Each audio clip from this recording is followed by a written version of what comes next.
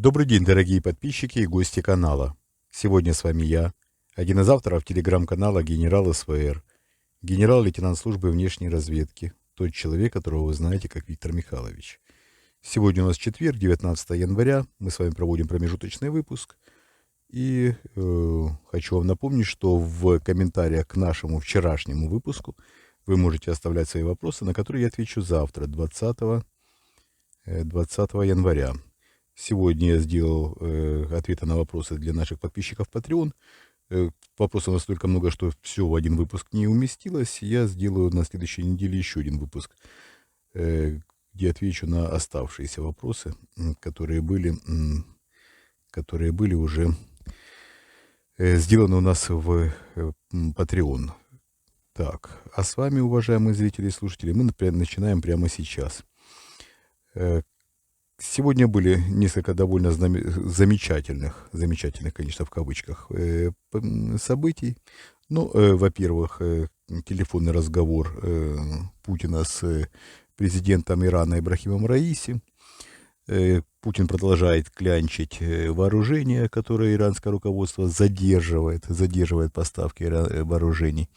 Задерживают специально, находят довольно такие надуманные, высосанные из пальца причины. Путин нервничает. Я думаю, что и вы, наши уважаемые зрители и слушатели, заметили, как часто президент России общается с президентом Ирана, отправляет в Иран своих гонцов, которые, опять-таки, ничего не могут продвинуть вопросы, не могут ускорить поставки вооружений. Форма, которую Иран отшивает, приходит в основном бракованная, очень большое количество брака. Форма военная, я имею в виду, для свежемобилизованных. И крайне недоволен Путин общей обстановкой, но не может, конечно, дерзить, говорить, что считает нужным президенту Ирана, а вот иранское руководство может говорить и делать все полностью, что считает нужным. Так, не успел Путин поговорить с Раиси, как иранский МИД сообщил, что не признает Иран ни 4 новых области в составе России, ни Крым. Довольно серьезная пощечина, щелчок по носу или подзатыльник, здесь уж как угодно воспринимаете. Но довольно серьезное заявление, и Путин, конечно, вынужден продолжать делать хорошую мину при плохой игре, но руководство Ирана ясно показывает, кто на каком месте. Строит, напоминаю, атомную электростанцию в Иране российское руководство за деньги российских налогоплательщиков. Ничего Иран не платит и платить не будет. Довольно крепко задолжало российское руководство иранскому руководству. Там и оставшиеся хвосты по оплатам за проблемы, причиненные COVID-19. Там и другие хвосты, и никак не может Путин расквитаться, разрулить эти все ситуации. Так что приходится общаться на таких лебезящих позициях президенту России со своим коллегой из Ирана. И выглядит, конечно, все просто замечательно. Просто замечательно, конечно, опять-таки в кавычках. Я думаю, вы успели приноровиться к тому, что я говорю часто сарказмом, поэтому не стоит, я думаю, лишний раз указывать, что это была шутка. Хотя многие люди иногда шутки воспринимают за чистую монету, поэтому все-таки приходится в отдельных случаях указывать, что все-таки это шутка.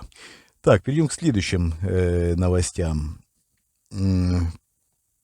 Следующие новости тоже довольно замечательны.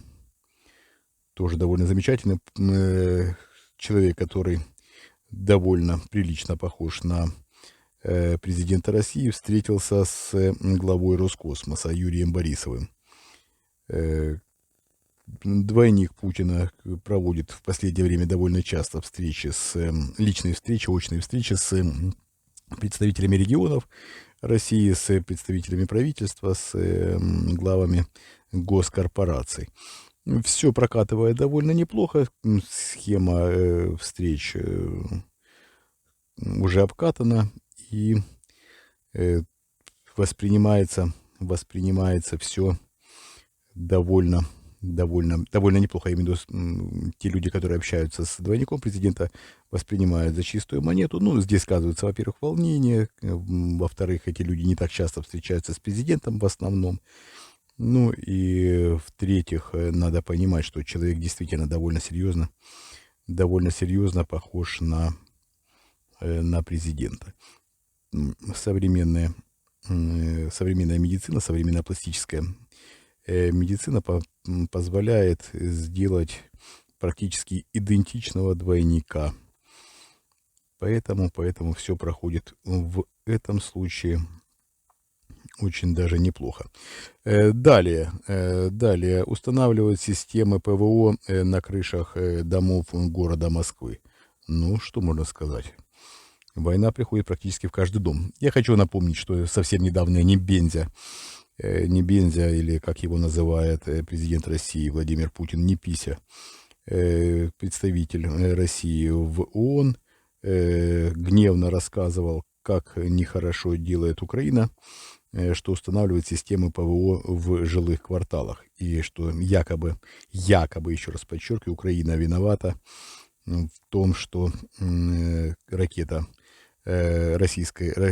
выпущенная с российской стороны, упала на дом в Днепропетровске. Цинизм, конечно, выше крыши, но Небензе стоит обратить внимание на то, что в Москве устанавливают системы ПВО на крышах домов. Вероятно, для того, чтобы ракеты падали на дома жилые в Москве. Смешного здесь, конечно, мало, но выглядит все в высшей степени глупо. Далее Песков сообщил о том, что Путин искупался на крещении в проруби в Подмосковье. Звучит очень смешно, я понимаю, что многих это повеселило, но фото и видеоматериалов не удосужились предоставить. Загонять, извиняюсь, двойника в прорубь стало все сложнее и сложнее. Если в прошлые годы это еще как-то прокатывало, можно было уговорить человека, там не уговорами, так угрозами залезть в прорубь, то теперь, конечно, немножко все не так. Плюс есть определенные изменения в структуре, давайте так скажем, изменения в физической форме самого Путина, которая не соответствует физической форме двойника. Если внешне еще все прокатывает, да, я имею в виду физиономия и руки, шея, то Путин очень сильно похудел в последнее время. Он носит специальное уплотнение под одеждой, для того, чтобы все казалось, что он в прежней форме, но довольно сильно похудел. Боятся выпускать голову двойника пока, ну, с обнаженным торсом двойника, я имею в виду, для того, чтобы красный конь искупался. Это я сейчас, конечно, вспомнил знаменитую картину Петрова-Водкина «Купание красного коня». И вот нет, пока не рискуют. Хотя не поздно загнать и вечером 19-го искупать двойничка и показать, смотрите, какой замечательный. Боятся, что найдут, если внешне, да, я имею в виду в физиономии, все сделали более или менее путем пластического вмешательства, вернее, хирургического, то тело, конечно, можно найти изъяны и можно найти несоответствие тела двойника телу президента, тем более, что Путин в свое время светил полуобнаженным торсом. Пытаются лишний раз не рисковать. Так, ну и, конечно, да, в проруби купался. То, что, как, знаете, болтается, как есть такая старая русская поговорка, болтается, как говно в проруби. Так вот, в этом году говно в проруби не болталось. Несмотря на то, что Песков уверяет, что было именно так. Так, ну, мы с вами сегодня даже немножко больше событий обсудили, чем обычно. Обсудили немножко более компактно, но я надеюсь, что вы слушали внимательно и вам нравится наш формат. Большое спасибо, что были со мной. Хочу вам напомнить, что у нас есть возможность подписаться в Patreon и там оставить свой вопрос. Там я стараюсь отвечать на все вопросы. Ответы на самые популярные вопросы, которые вы оставляете в комментариях под нашим вчерашним роликом, я отвечу завтра, 20 января. Большое спасибо, что были со мной. Мы вас любим, это искренне, это главное. Мы работаем для вас. И не забывайте, что стоит, если вы нас поддержите нашу деятельность, поставить лайк как к этому видео, так и к нашим другим роликам, которые выходят практически ежедневно. И поддержать нас комментарием как минимум из 5 слов. Большое спасибо. Всего доброго. До свидания.